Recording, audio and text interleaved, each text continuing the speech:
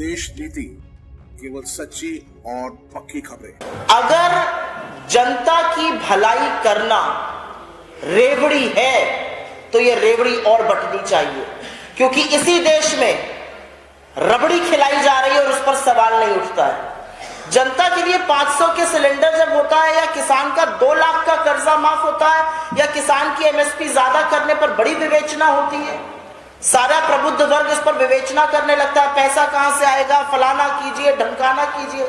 जब 4.5 लाख करोड़ एक साल में नुकसान सहती है सरकार कॉर्पोरेट टैक्स कट करके, तब ये सवाल नहीं उठता। 12.5 लाख करोड़ बट्टे खाते में पड़ जाते हैं, तब ये सवाल नहीं उठता।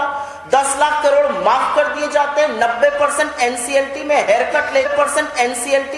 कट लेकर एसेट्स बेच दिए जाते हैं।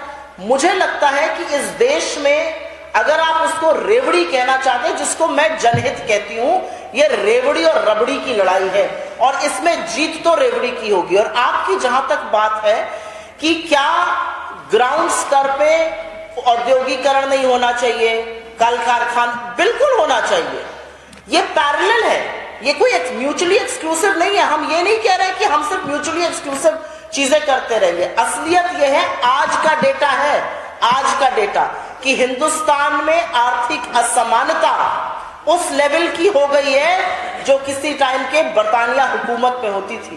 तो अगर ऐसा माहौल है, अगर धरातल पर ऐसी स्थिति है, तो सरकारों को और चुने हुए प्रतिनिधियों को जनता के लिए प्रतिबद्धता दिखानी पड़ेगी।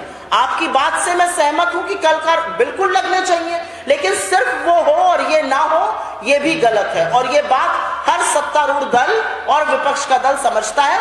लोगों के लिए काम करना प्रतिबद्धता होनी चाहिए। आप बेरोजगारी का दर देख लीजिए, रोजगार मिल रहा है किसी को? पढ़ लिख कर लोग खड़े हैं, उनको क्या रोजगार मिल रहा है? क्या एम्प्लॉयबिलिटी है? पढ़ लिख कर लोग खड़े हैं, कितनी सरकारी नौकरियां खाली पड़ी हैं, क्यों खाली पड़ी हैं? ये एक बहुत एंटाइटल्ड आर्ग्यूमेंट है कि ऐसा कर कर आप जनता के हाथ बांध के उनको घर बैठा रहे हैं। जी नहीं, आज देश को इस कगार पर लाकर खड़ा कर दिया है कि अगर लोगों को फ्री का अनाज न मिला तो लोग भूखमरी से मर जाएंगे। ये है इनके 10 साल के शासन का फलसफा और 18 साल के यहाँ के जंगल राज का फलसफा। असलियत ये है कि जो शोषित, दलित, वंचित वर्ग के लोग हैं वो और गरीब हुए हैं, जो पिछड़ा समाज है वो और गरीब हुआ है। इस देश में आर्थिक असमानता इस कदर, मुझे तो लग रहा था आज मेरे ऊपर बड़ी बौछार होगी सवालों की आर्थिक असमानता पर। आज इस देश में जो अमीर है वो लगातार अमीर होता जा रहा है। जो ग्रोथ रेट की बात है वो अमीर के लिए हो रही है, गरीब के लिए नहीं हो रही है, गांवों में नहीं हो रही है, शोषित वर्ग के लिए नहीं हो रही है। तो उनके लिए काम करना अगर गलत है तो ये गलती तो खूब होनी चाहिए भाई। हमारी जीडीपी का, आपकी जानकारी के लिए बता दूं, हमारी जीडीपी का 60% हिस्सा उपभोग और कंजम्पशन है, 2/3 ऑफ आवर जीडीपी।